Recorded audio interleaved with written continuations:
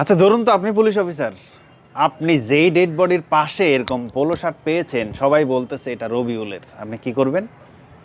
Must রবিউলকে ধরবেন। সুতরাং police ওইটাই করে।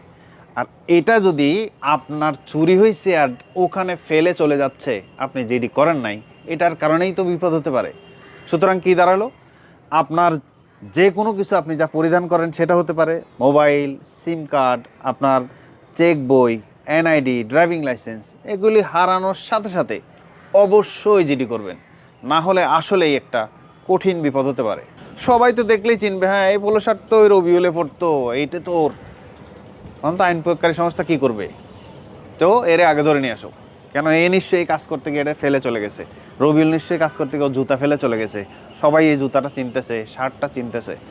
সুতরাং আপনার যে কোনো কিছু যদি হারায়, যেগুলা কেন্দ্র করে আপনাকে বিপদে ফেলতে পারে কেউ,